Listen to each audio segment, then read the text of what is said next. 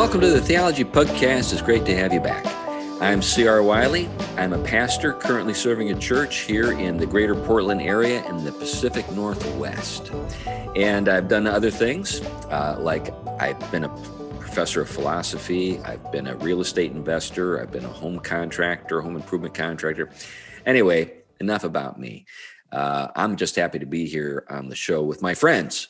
And our friends, and I say our because I'm assuming they're your friends too, are Tom Price and Glenn Sunshine. So why don't you guys introduce yourselves? Tom, why don't we start with you? I'm Tom Price. I teach systematic theology and Christian ethics, but I've also taught many other things, philosophy being one of them. And I'm glad to have a wide variety of friends and new friends, ever increasing from our audience. I don't know how many times during the week we get notes, messages, new friends, and everything else. And that's one of the beautiful things, I think, being a part of this. Is to just see how wide, all the way in New Zealand and Australia, and maybe even Tom Price, Australia. That's right, Tom Price Mountain. We may even have friends, so that's a right. Good thing for me. If we hadn't gotten this show going, we never would have learned about Tom Price, Australia. Tom Price Mountain. Maybe we need to do a show in Tom Price Mountain. Yeah, that'd be amazing. That'd be a lot of fun. Take a week to get there. Yeah, that's right. All right. Glenn, how about you? Glenn Sunshine. I am a senior fellow at the Colson Center for Christian Worldview. I run a ministry called Every Square Inch Ministries, and I just finished grading my last set of papers and exams for my job at Central Connecticut State University, which is ending shortly, after which I will be technically a professor emeritus. All right. Congratulations. Yeah, good stuff. And you've begun another book. Yeah, I've got another book contract with Canon Press, working title, Christians Who Changed Their World. It's a series of short biographies of people, most of whom you've never heard of, who, because of their Christian faith, had a big impact in a lot of areas. So I'm going to be doing mathematicians and scientists and artists and diplomats and so on. Well, that's great stuff. Good stuff. Anyway, why don't we jump into the subject of the day? And it's a mystery. The subject of the day is a mystery because I want to talk about mystery. Now, I actually want to talk about mystery, and I also want to talk about clearing up mysteries. But let's talk about mystery and what it is, or maybe what it's become. So today, when someone says it's a mystery, you might say, are we talking about Sherlock Holmes and some, detective fiction, or a television show that specializes in clearing up crimes, because, who committed the crime is a mystery. And I think what we're saying when we're talking about mystery today, we're talking about a matter that can be solved, a question that can be answered. Who killed, Mr. Johnson? That's the mystery. And Sherlock Holmes comes in, or whoever your favorite, detective comes in, and through sort of piecing together bits of information and clues, is able to discern, identify the criminal.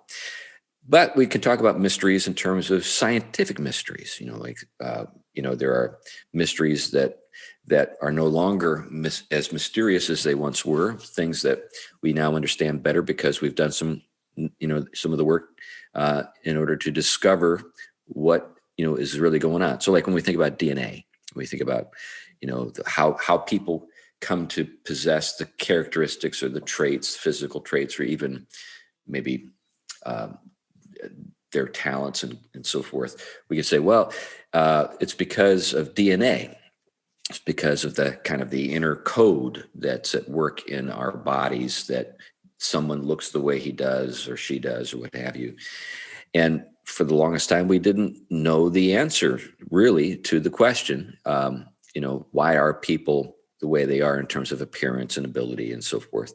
And now, because we have insight into this marvelous thing called DNA, we could say that's the answer. It's in part, at least, due to DNA, their genes. But for, as I noted, most of human history, people just had to guess as to why things are the way they are when it comes to biology and even psychology. So there's, mystery in that sense. A mystery for us today is a matter that we don't have an answer to, but potentially could answer if we had the data, if we had the insight, if we conducted the research, we could sort of clear things up and solve the mystery. So I think that's the thing to note. I think today when we talk about mysteries, we're talking about matters that can be made unmysterious. There's no mystery there. We know the answer, that kind of thing.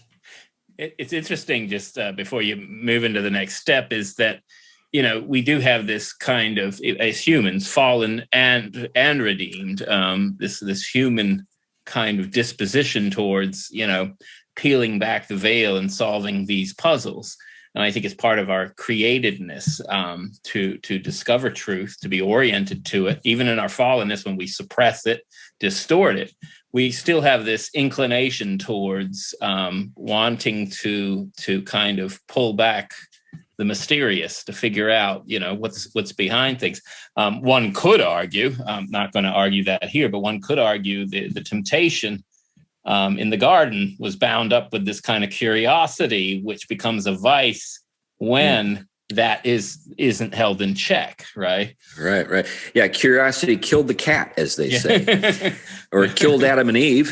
And the rest of us. That's right. Yeah, one of the ways that the word mystery was defined in the ancient world, I mean, there are a lot of different implications to it, but one of them that actually has a lot of connection to our current way of using it is something that was hidden that is now revealed. So if you think about a mystery story, who done it, how they done it, why they done it, all of those kinds of things are hidden. Right. But the detective, by going through whatever the process is, ends up revealing them. Right. So, or science, it's the same thing. There are things about the scientific world that we don't understand that are hidden from us, and the scientist who works it out reveals what's going on. Right. It's an apocalypse, which is an unveiling. When we think about the word, when we think about an apocalypse, we usually think about it in a bad way. We think about, wow, the end of the world. There's a meteor, coming to strike the earth. It's an apocalyptic event. Yeah. Well, originally, as you note, Glenn, that would have been an inappropriate way of sort of thinking about it. It's a revelation is an apocalypse. It's an unveiling. That's what literally an apocalypse is. And you sort of have in and you have in Revelation, I mean, we have a waiting period that it isn't until Christ, unrolls the scrolls to unveil the meaning of history. So you have this continuous mystery of really what's at the heart of things until that unveiling. But then, just to add complexity to the topic, in Christianity, you have mysteries revealed, but mysteries revealed that remain mysteries. Trinity and incarnation, I think, are two. That what we get in Christ is not a clearing away of the mystery, but an actually compounding of the mystery.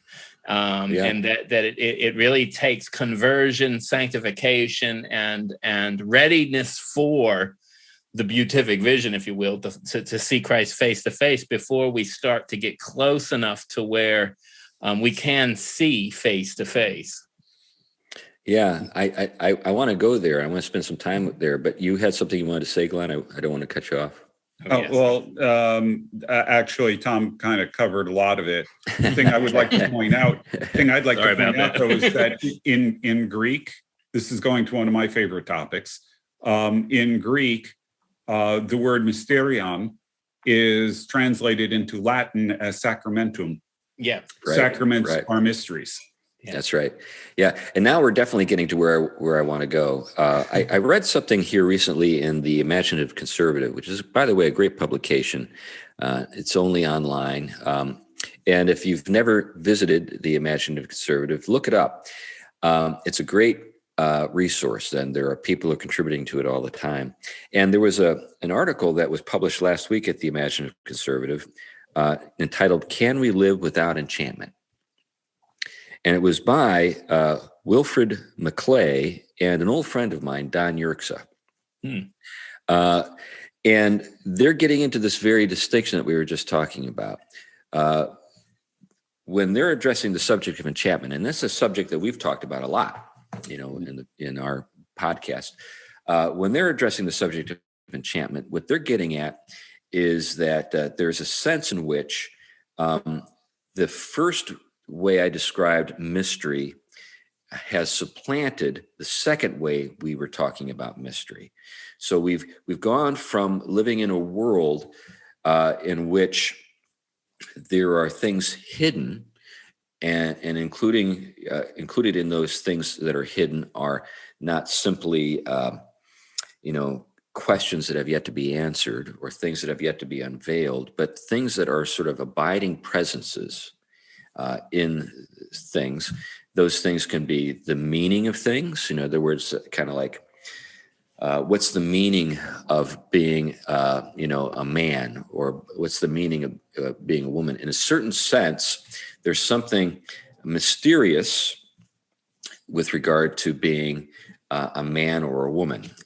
What I mean by that is that there's kind of an inner reality to being either a man or a woman that is sort of hidden in the very,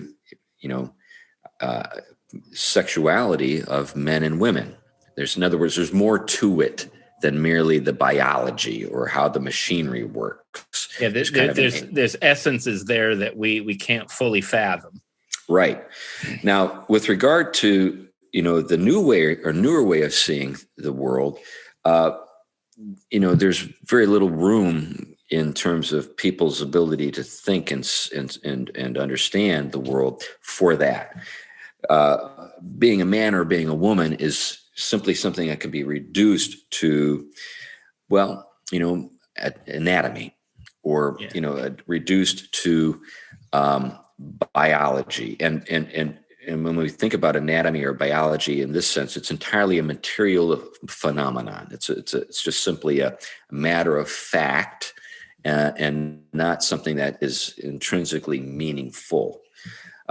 Now, mystery can also speak to even more profound things than that. And we were talking about sacraments, for example, how the sacraments are actually vehicles for communicating grace to us. And that grace is what is contained, and it is the mystery. Right. It's this thing, so just this past Sunday, we take communion at my church every Sunday. And as I was addressing the subject of things hidden and things revealed, I noted with my congregation that when the Lord walked among us, when he was, embodied and ministering to us in this world, he's still embodied, but you know what I'm getting at. Yeah. There were people who missed it. There were people who looked at the surface and couldn't see what was beneath the surface. There was a mystery that we call the incarnation. God in Christ reconciling the world to himself. And in the same, you could say in the same way, every time there is a, celebration of the Lord's Supper, there's something going on beneath the surface. On the surface, you just have bread and wine. Right? But there's more going on than that. There's a spiritual presence. There's a real presence that we as Christians perceive by faith. Now, it's not as though we could sort of take apart the bread, or analyze the wine under a microscope and say, there's God, right? But we by faith can perceive this. We can see this, and it's not just in our heads. It's a reality. Yeah. That exists outside of our heads and is in the world itself. This is another way of referring to or talking about enchantment.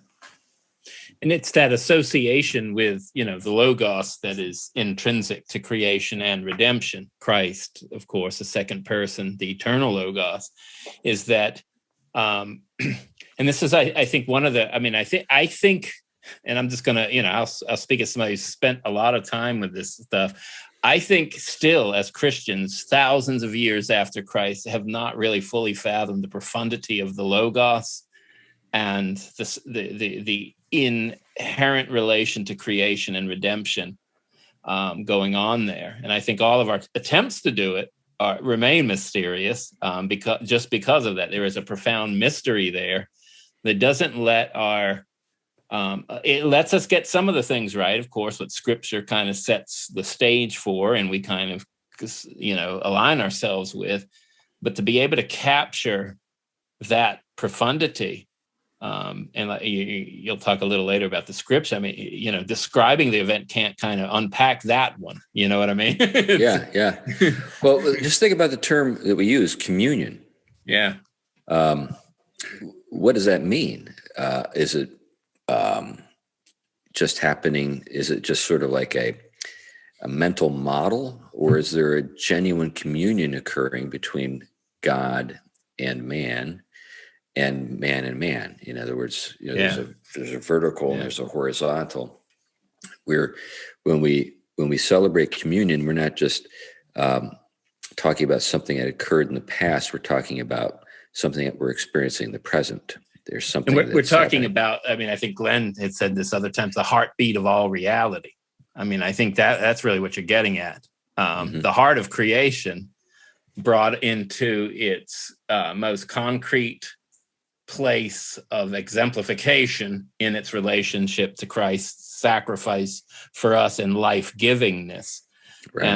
And so what you have poured out in this bread and wine, if you will, is the very presence of the life of God. Right. Yeah. And this doesn't preclude the need for faith. In fact, it requires faith in order to see it. So, and that's what participation in it, in the Spirit, is all about. It's the Holy Spirit being the vehicle, that which elevates us, if you will. We talk about elevation of the hope. We're talking about elevation of us to be able to discern the body. Right.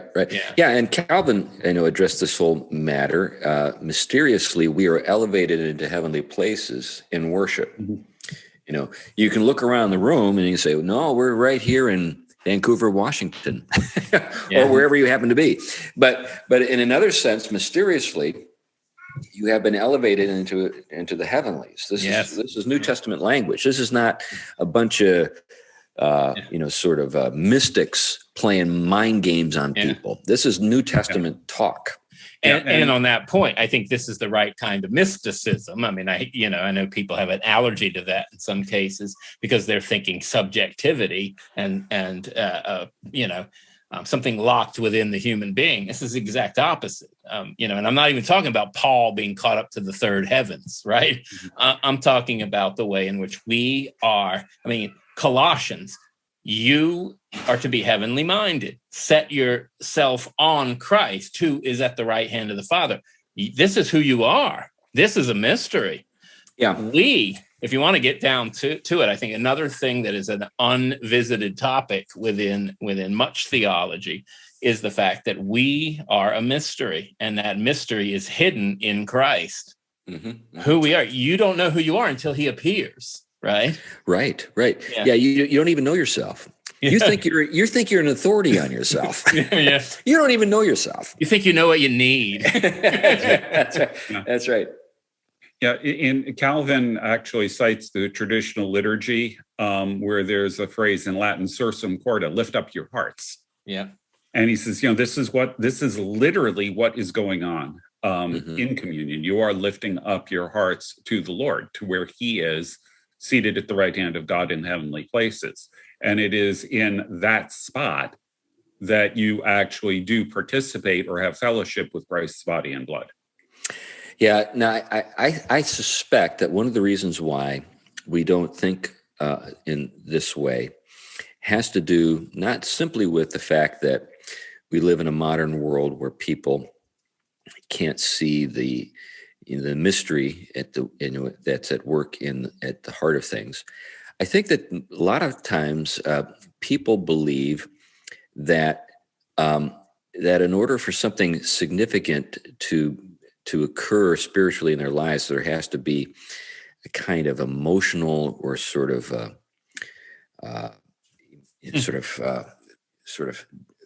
profound sort of a sense of what's occurring before it can actually be the case. So I guess one way to talk about it is this. So if a person finds himself in an automobile that is about to smash into a wall, but his eyes are closed, he won't feel fear, right? But he will die. In other words, there's an objective reality that's occurring, whether or not the person sees it or not, right? But the reality precedes the emotion. I think that many times in evangelicalism, we think that the emotion precedes the reality. Mm-hmm. That's why we try to get people stirred up in these, worship times. What are we doing? Well, we're trying to sort of work people up into an emotional frenzy. Yeah, soften the feels. That's right. Yeah, we're getting everybody worked up by singing some praise chorus for the 50th time. So they're getting worked up into this sort of emotional frenzy, and then you have communion with God. Whereas I think that the reality of communion with God is at work in the sacraments, whether you see it or not. It's like hitting the wall. Now, there are those moments where your eyes open, you say, wow, I'm about to hit the wall. And then you're like, you're emotionally sort of impacted by this. But it doesn't mean that you weren't. Right before the wall impacts you. Yeah. That's right. But that doesn't mean that you weren't in communion with God. Yeah. Before you had the emotional experience. You were in communion with God, whether you had the emotional experience or not. Now, it's a marvelous thing. I'm all for people having a marvelous emotional experience. I'm not a party pooper. Yeah. But, this actually gets into, this is where I'm going to get in real trouble with some of our people.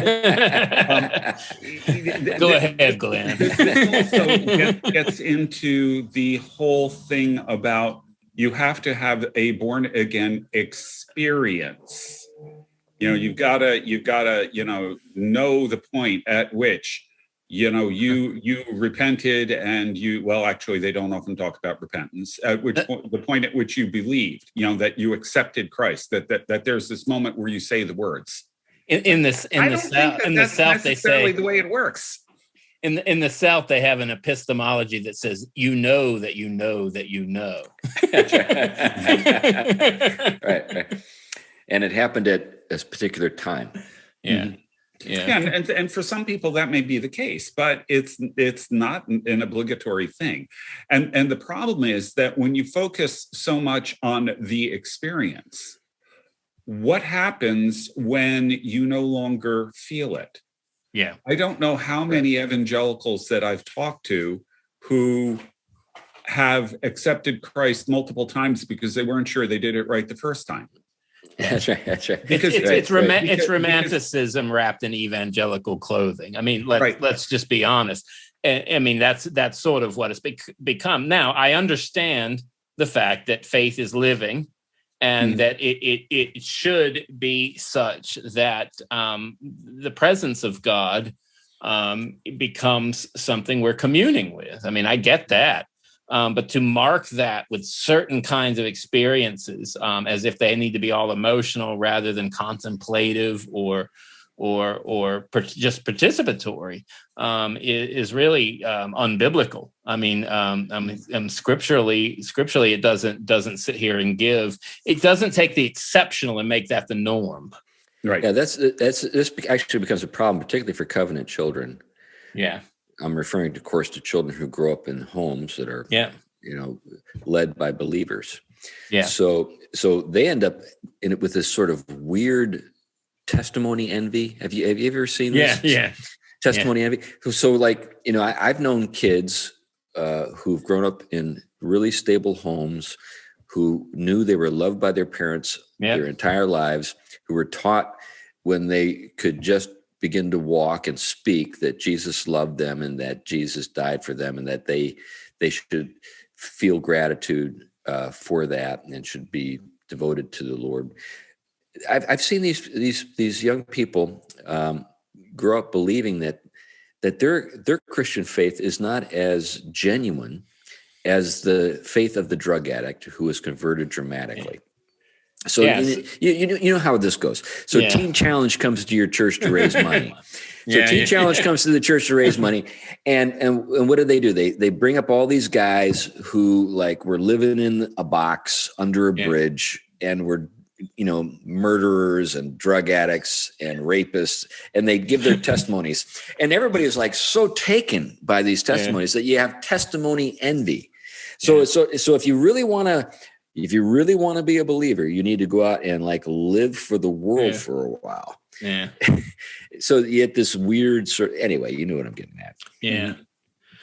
Yeah. I think you see that. I mean, rather than be in a moment to just praise God for being able to reach into the uttermost parts of depravity and actually transform people, the catechism needs to be such that we also recognize the beautiful gift of providential ordering so that God prevents people and children of people from having to go into that depravity to need to be converted. I mean, what do you want for your kids? Do you really want your kids to become drug addicts and live under a bridge? That's right. Before they become genuinely converted? Or do you want kids to grow up in homes where they've, from the time that they are first self-conscious, they know that God loves them and that they are called to live in obedient and faithful response to his word and enjoy God from the start? That's what you want. Well, and I think that's the combination, Grace, here. I mean, what we have in the church is the promise tied to covenant fidelity and the bringing up of children. You bring them up into the way they shall go. When they are old, they won't depart from it. And yet the profundity that the gospel goes into the uttermost parts of the world and can bring even the most heinous sinner into that family. And so I think both can be held there without having to create kind of ill-conceived hierarchy that says only the exceptional are, I want to go back to history a bit, and I don't want to just kind of be, kind of read it through a certain lens. But I mean, you often see that in Christendom, where almost everyone was nominally Christian, you had to come up with examples of those that were really Christian, right? And so you have holiness movements arise, temperance movements arise, and then holiness, that this group aren't the kind of lethargic, spiritually, lax, Oxford movement kind of folk. Then you got the John Wesleys, and what is the Latin word for holy? It's sanctus, which comes into English as saint. So even in the Catholic world, you've got your saints. But here's sort of an interesting thing. I don't think most people realize that one of the divides, actually probably the main divide that exists between the Protestants and the Protestant reformers, 16th century Protestant reformers and American evangelicals, is this emphasis on conversion. That really seems to enter the picture. If I've, as near as I can tell, that emphasis on this moment of conversion seems to show up primarily in the Puritans. And I think that's where it passes into evangelicalism. That's fascinating. Well, I want to step back a minute and think a little more about this matter of mystery.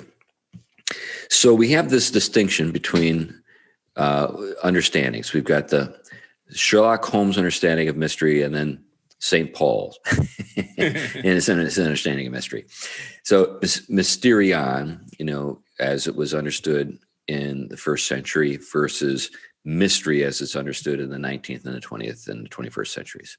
So this is a distinction that's worthwhile keeping in mind. And this is what I think the authors of that article I was referring to, Can We Live Without Enchantment? That's what they were getting at.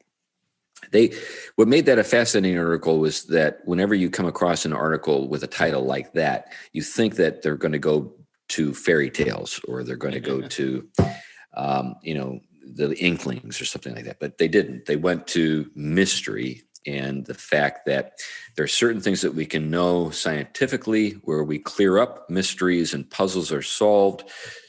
And there are things that we could never clear up because that's not sort of really what you do with these mysteries. These are realities that exist that it sort of and are unable to be sort of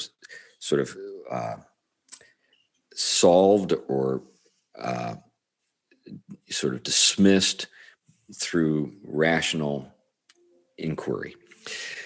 Now, with this matter of kind of having this kind of in the background, I want to take kind of a turn and move in a different direction, but it does relate.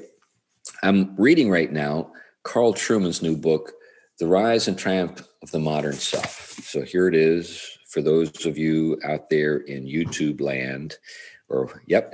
Glenn's got it right there. Great. I have it on ebook, so I can't show that. It remains a mystery. We have to take it in faith that you've got it on your I have it. Anyway, it's a useful treatment, and a couple things about it that I'd like to say before I get to what I want to talk about. One is that Karl has performed a service by writing this book, and the service he's performed is this: he's taken things that many intellectual conservatives have known for about 30 years and popularized it. Mm-hmm. That's really what's going on here. Now, Andy's kind of taken a step away from the classical oppositional Reformed response to these, and actually, address the ideas. Yeah, I think he's done a great job of that, Tom. I agree with that. Yeah, and I would add that he gives us yet another reason to go back in time and shoot Rousseau. That's right. So Karl's done a great service, but I want people to know that what Karl has done is he's popularized something.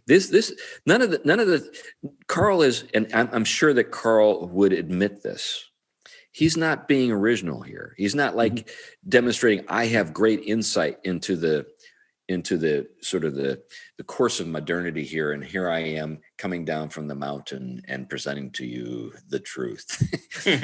If you've been literate as a social conservative in the world of ideas for the last 30 years, there's nothing new that Karl has introduced. Well, and he says basically a lot of what he's doing is out of Reef. Yep. And he keeps citing Reef and a few other people. I mean, he's constantly pointing to other people as the source of his ideas. So he's not, not making claims otherwise. Yeah, and even Reef, he's just essentially Reef or McIntyre or Charles Taylor. These are people who are trying to help people understand what happened. Yeah. Mm-hmm. And there are people that read Augustine and Aquinas, which I've been telling our audience to keep doing. But anyway, we need, Anyway, That's right. we'll go the long game. That's right. So I give Karl a lot of credit for performing a great service. Now, there are certain things that Karl is not trying to do. So he's not trying to refute everything that modernity stands for. He's not trying to. He's essentially saying this is what happened. But that's my point. I think that there is a profoundly disenchanting power to simply saying this is what happened. And I think that that for many people, because they don't know what happened, they're at the mercy of the zeitgeist. Mm-hmm. Yeah. They're at the mercy of these forces, these intellectual forces that are sort of blowing through our culture and blowing it away. Yeah. and they don't know how to respond because they don't know what happened. And the interesting thing is, this is the hardest thing. I mean, Glenn has written a book on it. But the interesting thing is that this stuff, it's not even, I mean, the stuff people are being blown away with is stuff that really just can't test the water. I mean, it's something that a child, after they studied critical thinking a few generations ago, would have been able to get. But now it's mesmerized the hierarchy of leadership in the Western world. Yeah, the whole woke phenomenon, to me, is it demonstrates that people just don't have a good education. Yeah. And how education has been severed from spiritual formation. I mean, I think you get both. Let's call a spade, how education has turned into indoctrination. Yeah. Right. And what Karl has done for us is he's demystified. And I mean this in the good way. He's pulled back the veil. Yeah. And said, what's really going on here is not what you think is going on. Yeah. there are forces here there are forces here at play that most people don't recognize. And he's definitely brought our attention to those forces. Yeah. And he brought it in a very concise way. I mean, we've talked about it on our show from a different angles, but he's been able to bring it to a concision that is very helpful. Yeah. One of the things that's interesting, and I think I know some of the directions you want to go, Chris, so I'm going to preempt you. The issue of describing what happened. Science has always, in the modern world, has made the mistake of confusing description with explanation. That's right. So science describes what happens, but science never really answers the question why. Yeah. We think that when we know how something happens, we know why it happens. And that's the nature of the way science is presented. And I think that carries over in how we read things like Trueman, where we read the description of what happens. It tells us sort of how it happened, but it never really gets to the why. And it never addresses the other thing, that all us kind of natural law folk who are scandalous in much of the world do. But the ought question, I mean, that's the other thing. I mean, I know Trueman will kind of get to that, but the ought, the fact that you described that something is, and even if you could unpack why it is, you haven't unpacked fully, should it be, and what are the reasons for it? Yeah, I think that those are great insights. I think the thing, though, that I'm sort of intrigued by is this demystification of the zeitgeist. So I want to kind of zero in on that. So what is the zeitgeist? Well, it's the spirit of the age. So the zeitgeist is the spirit of the age, and we have lots of attention given to this in the New Testament when the term "the world" is used. Now, when we think about the world, the word that's often translated as "world" in the New Testament is the word "cosmos," as we've talked about that before. But there are two worlds here. There's the world that God has made, the order that God has made, and then there's the world that we've made of it. There's a world that the order or disorder that we have created.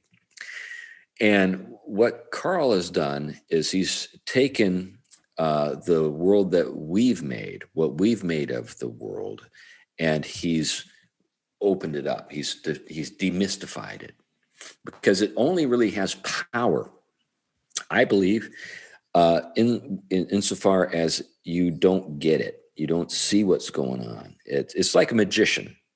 Like a magician performs his tricks or her tricks deceptively, right? I mean, it's sleight of hand. You're told that one thing is happening, or you believe that one thing is happening, when in fact something else is really going on. So you may think that the magician has chopped off his assistant's head. It sure looks like that. But it really chopped off his foot, or not chopped off anything. Yeah.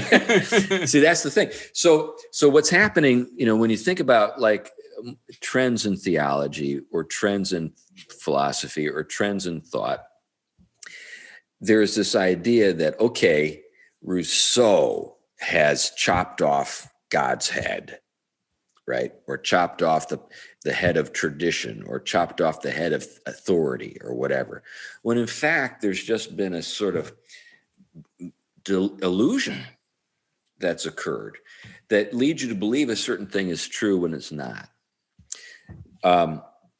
That's, I think, really the case with a good deal of modernity. Modernity, when we think about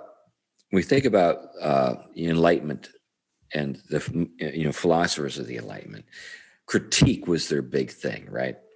So they subject everything to critique, but the critiquers don't get critiqued, at least not initially. Maybe in later generation critiques it, but there's this sort of ongoing sleight of hand that's occurring. And I think that a book like this, Karl's book, is a book that sort of demystifies the magicians. Says, okay, this is what's been going on. And this is why it doesn't work. This is why you shouldn't take it to heart. And I think what occurs when this is done well is not just simply a demystification, but a disillusionment. I think that disillusion is a good word. If you're suffering from an illusion, you need to be dissed. I'm getting at. And in the modern world, we have illusions that people believe to be true. And when a person like Karl in this book just describes how the illusion was performed, he's performed a great service. He's demystified the illusionary process and shown it to be simply not what you thought. Now, we as Christians know that there is a genuine mystery. And that's why I started with this distinction between mystery and mystery, the modern understanding and the earlier understanding. There really is a mystery. And that's what you really want to get to. You want to re-enchant the world or not re-enchant. As you've noted before, Glenn, it's not that the world has been disenchanted. It's just that we miss the enchantment. Mm-hmm. Getting back to that, we need to get back to that and stop living with illusions. And we could go into some detail as to, how the modern world has come to believe illusions are real. And Karl shows us why they're not. But I'm more interested in sort of this larger phenomenon of demystification in a good sense. Anyway, I've said my piece. Yeah, and this is something that I think we're called to do pretty consistently through the New Testament, is see through the lies that the world presents to us. Yeah. And we frankly do a service, I think, to the world by disillusioning them to re-enchant them. Mm-hmm, mm-hmm. If we can draw the distinction between enchantment and illusion here. Right. And I've often thought the Enlightenment tried to mimic, I think, the Reformation in many ways of trying to,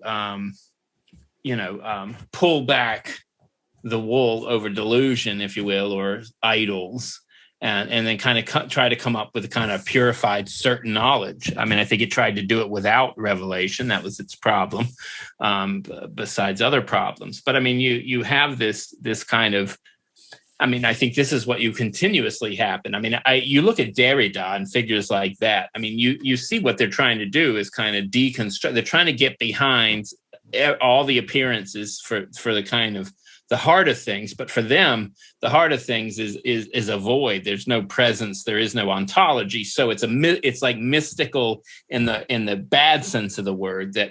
But it's a complete. It's completely driven by a commitment to something that has no real way of presenting itself as true or anything else. And so it's just, okay, run with this. Christianity was trying to say that we don't need to live in that kind of delusion. What we have is an eternal logos who's manifest in the whole of creation, hidden because of our sinfulness and finitude. We need to be brought into relation to the eternal logos in order to fathom it in our own place in it and our own redemption from it. And so, Christianity, of course, with the gospel is just that. I mean, the gospel is this unveiling that doesn't get rid of the mystery, but brings us actually up into it. And this is, I think, one of the reasons why that when we bring the knowledge of the gospel into the world, on the level of sinfulness, yes, there's a kind of rejection of it, but there's also the fact that it is a mystery. It comes cloaked in the sacramental form.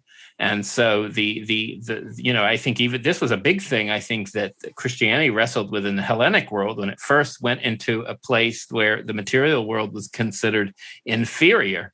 And here it's talking about incarnation, resurrection, and sacrament. And yet it was able to connect in the Hellenic world with the fact that the Hellenic world had something in it that it hadn't completely lost. And that's that being, creaturely being is good, true, and beautiful when it is oriented towards the true, the transcendent, right? And so Christianity was able to say, you know what, there's something there that is completely congruent with what we're saying. And so there is a place in which we can communicate this mystery, but we're going to have to do some refining work. We're going to have to do some renewing work on your worldview to show you why the goodness of truth, beauty, and goodness find their ground in one who is not just eternal logos, but personal and has come into your presence in the material world. Right. Yeah. Yeah. The personal logos. Yeah. Yeah. I'd like to go back to Derrida for a moment, who was sort of at the beginning of what you just said there, because Derrida provides an interesting secular sort of counterpoint to all of this. The whole point of deconstruction is that Derrida believed that language encoded power structures. Right. And the point of deconstruction was to challenge the power structures that were encoded in texts, text being pretty much anything, not just what we think of as text, but text could be just about any kind of communication in the world. So the point was to deconstruct the power structures in it, in a sense, to try to subvert it. Now, Derrida was not at a point where he was, revolutionary or whatever. This was at a point where postmodernism really saw a lot of this stuff as a game or as playing. And it's actually the terminology that they would use was play. But what they were trying to do was to subvert the world system to maybe ideally replace it with another that was no more objective than the old one was, but that they just preferred. Yeah. The difference between Derrida is an interesting case here, because Christians want to do the same thing in a sense. We want to subvert the system as it exists now, the power structures and things like that in society, but to replace it not with one of our preference, but with reality, with one that is rooted in the eternal, the good, the true, and the beautiful, and therefore in God. Yeah, getting at that is the trick. How do you apprehend that, the good, the true, and the beautiful, as it is in God? One of the things that Karl does in his book, The Rise and Triumph of the Modern Self, is he gets into Alistair McIntyre a bit, and McIntyre's sort of departure from Marxism and his embrace of Thomism. Yeah. And one of the things, I remember when I was at Harvard, one of my professors said, and he was quoting, I think, McIntyre. He said it's Nietzsche or Aristotle. That's from I think his book on the virtues. It's Nietzsche or Aristotle, which I think Dave Bentley Hart is Christ or nihil. But I get, it's the same kind of polarity. Yeah. Right. Yeah. So now, of course, with Nietzsche, you're talking about creation of value. You're talking about just sort of imposing your values upon the world. Yeah. Then you get down to the very practical problem of, okay, who's in charge and gets to do that? Because, we are social creatures, and there has to be some kind of communal effort in order to make that work. Which gets you in again to sort of, Derrida and all those guys. Yeah. Right. So you really haven't made any kind of advance. Then the thing with Aristotle is, we talk about goals, we talk about purposes, what things are made for, and how that can be a process that not just, or a way of thinking that not just simply deals with projects, but actually with persons. That's right. What are we made for? True natures. I mean, Aristotle's up to, like him or not, depending where you are on the reform spectrum, like him or not, he's dealing with essences and the unpacking of created essences. So the fact that you're created a human being is not merely the fact that you were created a human being, but you end up being a human being. And so the end for which your nature unfolds, it moves towards, it unpacks, is in this, in many ways, the early church saw a lot of continuity here, that the eschatology and teleology, the fact that we have natures that are oriented towards fulfillment, and eschatology in Christ is the fulfillment of that. It is kind of what's going on, in someone like McIntyre's mind. Yeah. So we have creation and new creation. Yes. And I think those are good ways for, people who really take biblical language seriously to sort of hold on to this. Yeah. I think, the way, though, you can kind of go from sort of a commonsensical sort of way of thinking to sort of this more profound metaphysical way of thinking is just by kind of a very intuitive step. So, in Karl's book, he's talking about power, and he's talking about the way people experience it. And he uses an illustration from the playground. He says, in a playground, if there's a game, let's say you're playing kickball or baseball or whatever, and it's pickup. So the two most sort of important people, in the playground pick the teams, right? And then, each person who is chosen comes to evaluate himself or herself based on how early they were picked in the picking process, right? Now, the way Karl constructs this process leads you to believe, or it could lead you to believe, that's a better way to put it, that this is arbitrary, that this is just has no basis in any kind of larger project, that is just simply, arbitrary. You are more important than you, or whatever. Mm-hmm.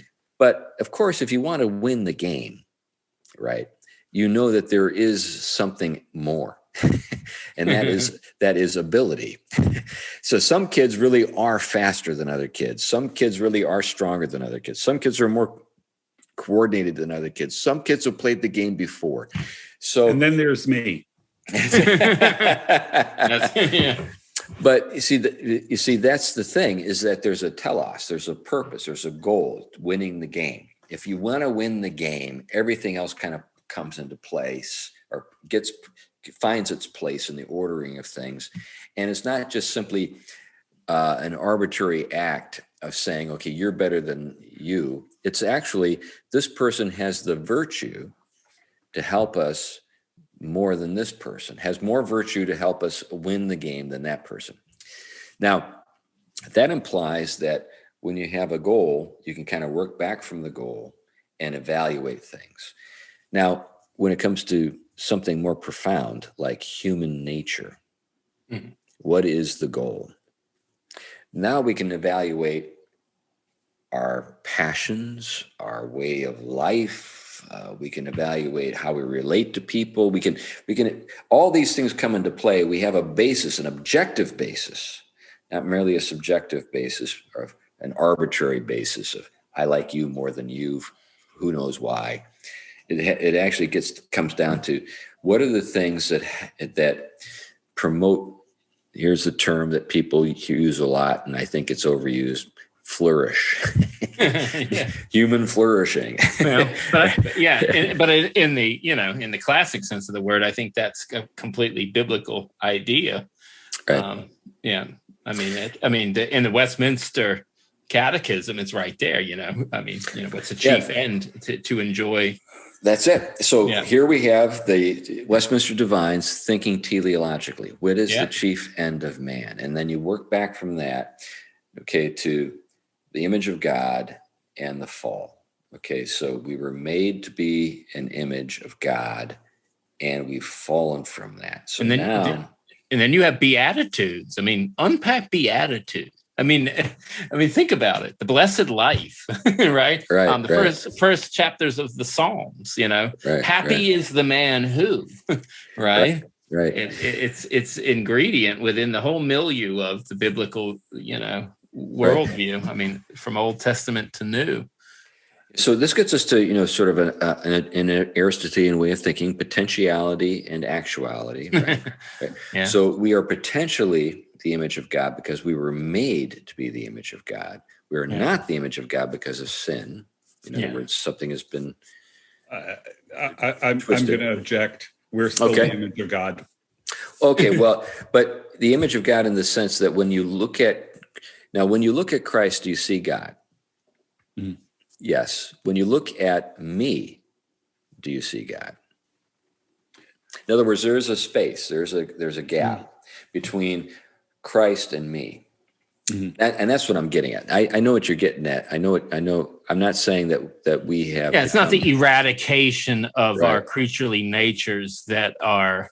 I mean, that's where I think like hard reform would kind of think that there's nothing sustained by God and providence about your created nature. Mm-hmm. So that wouldn't be what you're up to. What you're talking to is there's a sustained refraction of our being made in the image of God that is intrinsic even to us, even when we're fallen.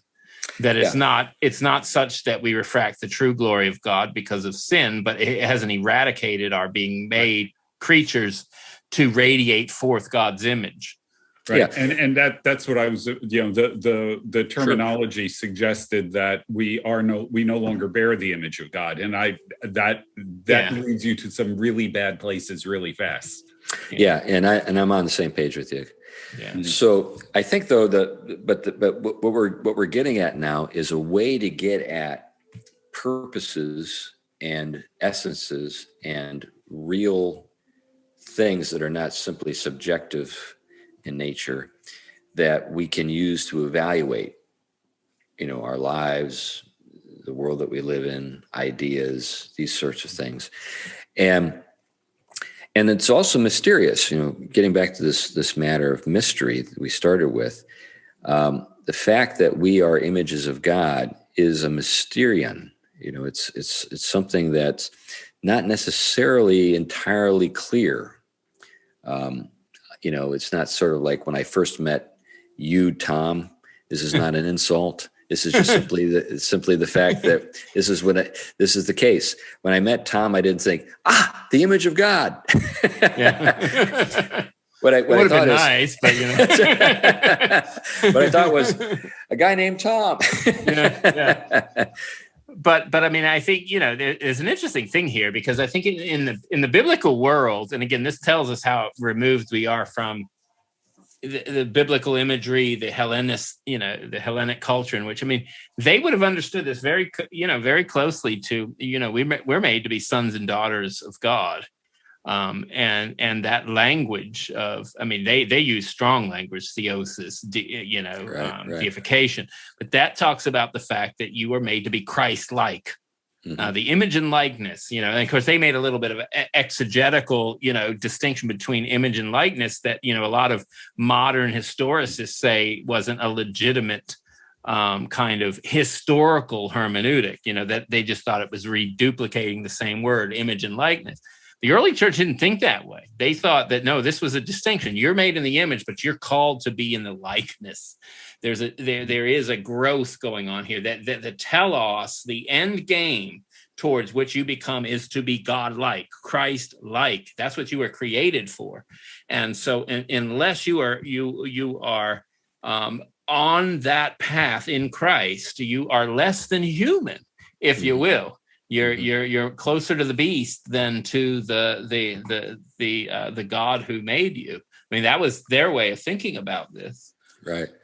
Yeah, I think I'd like to sort of bring this into a landing here a little bit. We're getting close to the point where we should wrap things up. Getting back to this matter of knowledge and mystery.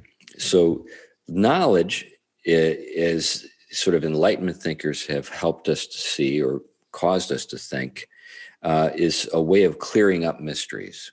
Yeah. Kind of removing mystery from sort of the stage.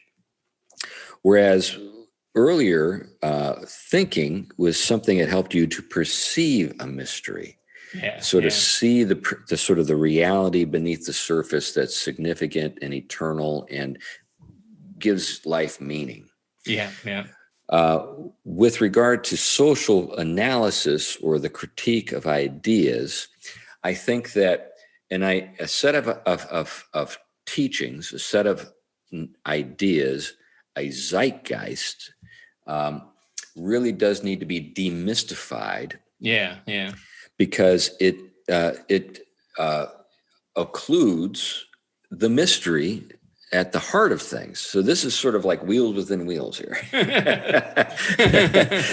So what we need people like Karl, to sort of help to pull back the veil and help us to see that Rousseau and other thinkers, the Romantic poets, Shelley and so forth, they were obscuring something real that we should be able to apprehend. They were almost like eclipsing true mystery, right? And the significance of it for all the areas that they were addressing.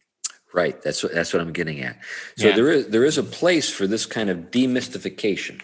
That's Karl has performed a great service by demystifying. You could say like Karl's doing, pull it back to Calvin's language, is he's kind of doing idolatry critique. That's it. Actually, he's pulling the fact that we're idol makers. We're kind of got this mind that wants to do it. Well, figures like Rousseau and the like were people ungoverned by Christ and the gospel, and so therefore they were governed by something else, and that something else is what he's trying to unpack. Right. At the same time, we don't want to be people who just simply demystify things. That's right. When the Lord talked about, the man who had been delivered from a demon, and then, he goes out and finds 7 more or 6 more, and it comes back and the man's state is worse than it was at the first. I think that's kind of the place we find ourselves in today. Yes. Because when we demystify things, but don't see the abiding mystery, the living, true sort of core of things, then that void gets filled with all sorts of bad stuff. Well, and I think, you hit. I think the true spirituality, is kind of the missing ingredient in most of the ways most people are trying to engage culture in the church. And I think this was what connects us to classic Christianity from the whole board. It allows us to actually have conversations where we didn't have them in Christendom, but it also it actually gives us a set of riches to engage the culture with stuff they don't have access to. This is completely given to us in Christ and the gospel and the church and the Christian intellectual tradition. Yep, I think that's right. Anyways, we should wrap up. Anything you want to say, Glenn, as we do? 2 comments. First of all, one of the problems we get, moving off topic a little bit, is the embrace of critical race theory and things like that in many churches is caused by the fact that they just have simply forgotten the fact that we have the resources in the historic Christian tradition to deal with these kinds of issues. Yeah. The second is an observation that Jean-Jacques Rousseau was a Genevan. Yeah, that's right. That's right. Clear it up, Glenn. He came from the city of Calvin. Right. And I'm not blaming Calvin for Rousseau. Right. But it's a mark of the way that, especially with our audience, which is primarily Reformed, I think, Right. it's a mark of the degree to which you can start off right and then end up having people going completely off the rails. Excellent point. Yeah, I think about the fact that, Amsterdam or Boston, two places that were self-consciously reformed, are some of the most decadent places in the world today. Yeah. And I guess you have to be high in order to fall low. But what's happened, of course, is they fall low. By the way, that means something else, both in Amsterdam and and Austin. But Carl brings out that point. He's got a chapter entitled "The Other Genevan," where he talks about Rousseau. Oh, geez. And good. The counter to that is you have to be high in order to fall low. Is Christ in Philippians 2? That's right. Yeah, there's a good way and a bad way to do that. Right. Yeah. Anyway, on that thought, which is a good thought to end on, we should wrap it up. Anyway, we really do appreciate your interest in the Theology Pugcast. We get, as was noted earlier, lots of mail and people that even give us money. And we're grateful for both the mail and the funds. The funds go to help pay for the show. The three of us don't receive anything, but there are still costs to produce the show, and those help to defray the costs. One of the things, though, that we are working on is a tour. We've been talking a little bit about it, of the Pacific Northwest, and we've not gotten any further since the last time we talked to you. but we are thinking about it. Get on the stick, Chris. Yeah, that's right. I don't do anything with my time. But we've been talking about it, and we do hope to be able to help tell you about what our plans are in the near future, so that if you're interested in being, sort of attending one of those events that we hope to have here in the Pacific Northwest, you can do so and make plans. Anyway, that's enough for now. So thanks a lot, and bye-bye. Bye now.